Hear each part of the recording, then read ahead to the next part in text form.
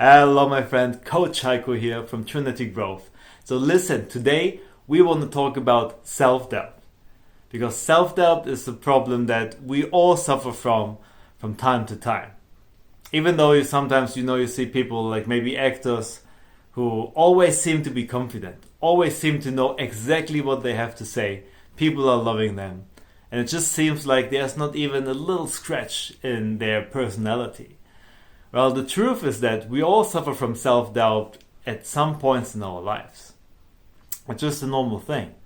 But we also have to understand that self-doubt is a learned behavior. Because no one of us gets born with self-doubt. There's no baby with self-doubt.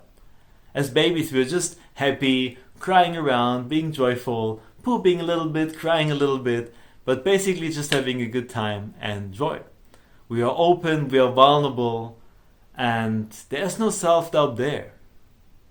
But over time, with life experiences and with growing up, we then consider more and more the opinions of other people.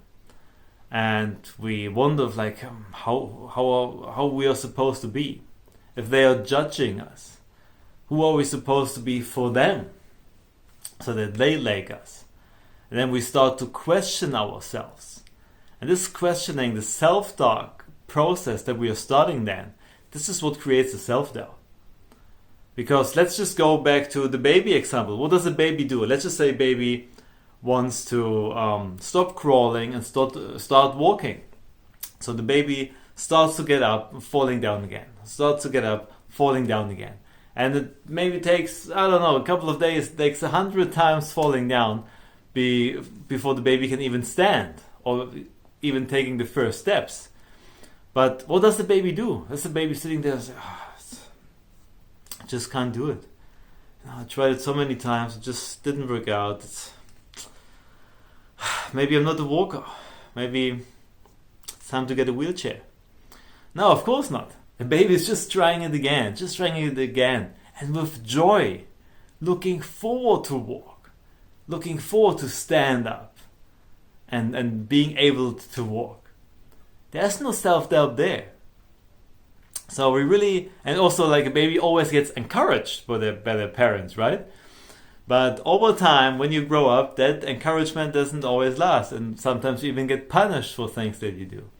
And so this is when we really start doubting ourselves, doubting our behavior, our capabilities. And the more we do that, the more we lower our self-esteem, we lower our confidence. And the less we are showing up, the less action we take, the less energy we bring into our activities. And so this really creates a spiral downwards that really lowers our own identity, lowers who we actually are, and lowers the greatness that is inside of us.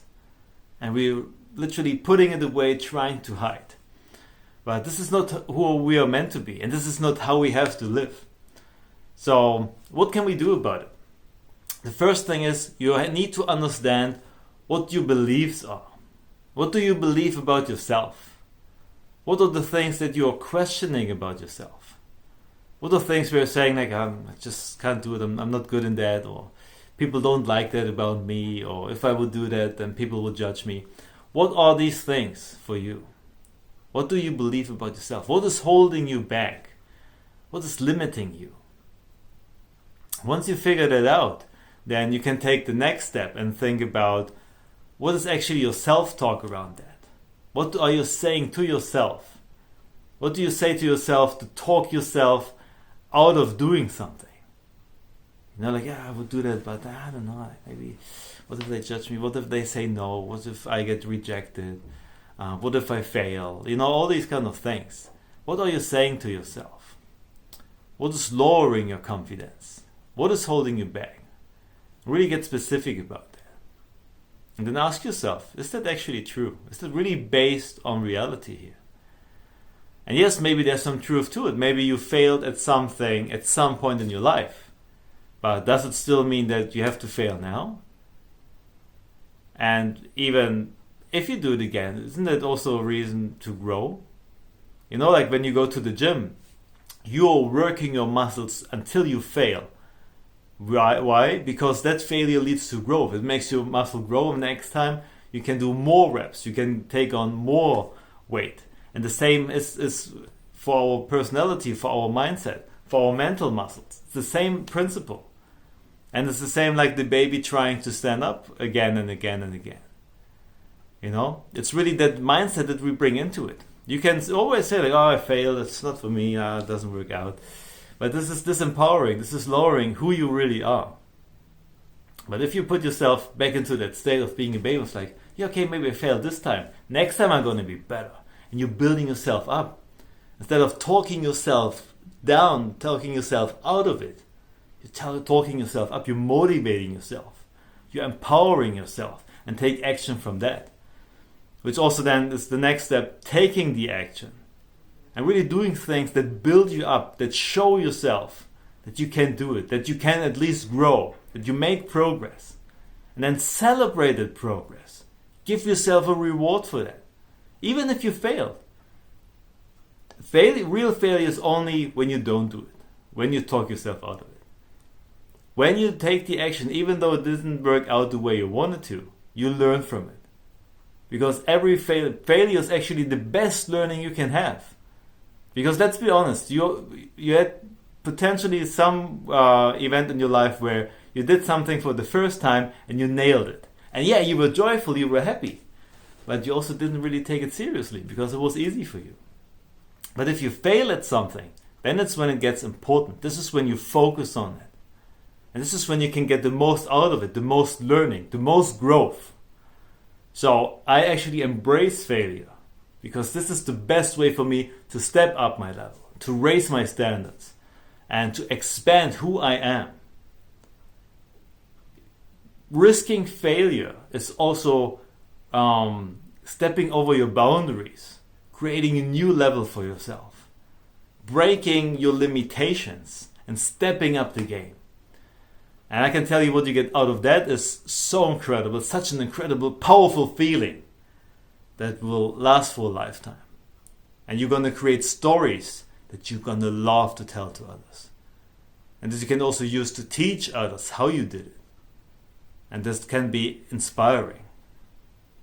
So, if you have self-doubt at anything about your life right now, see it as an opportunity to grow, to inspire, to break your limitations, and to become who you're really meant to be, to step up into your greatness, because this is who you really are. And I believe in you, because I know that it's inside of you. So, if you struggle from self-doubt, check in with your beliefs. What beliefs do you have currently about yourself? What are you saying to yourself? What is your self-talk?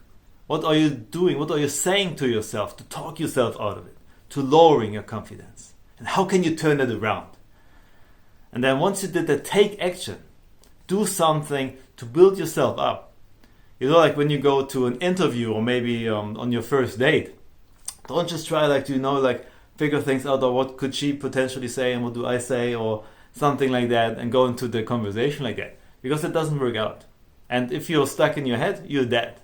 So build yourself up, take action on your way to the interview or to the date, whatever. Talk to someone, talk to people on the street, talk to the Uber driver, talk to the receptionist. I don't know, depending on what you do. But talk to people beforehand. Just start a normal conversation, just basic. Get yourself going. Loosen your tongue, increase the energy. Just start, get into flow. And you're much more likely to nail whatever you want to do. And just be open and honest with yourself. And forgive yourself if you made a mistake. We all do mistakes. But it's always a potential to grow. So I really want to just encourage you to shift your mindset around that. Because I know there's a lot inside of you, and you know that too. Deep inside of you, you know there's more. Because you had moments of greatness. You had moments of confidence, of showing up for who you really are. And how would your life be living that way? Having access to that? Well, what I just shared with you, this is the way towards it.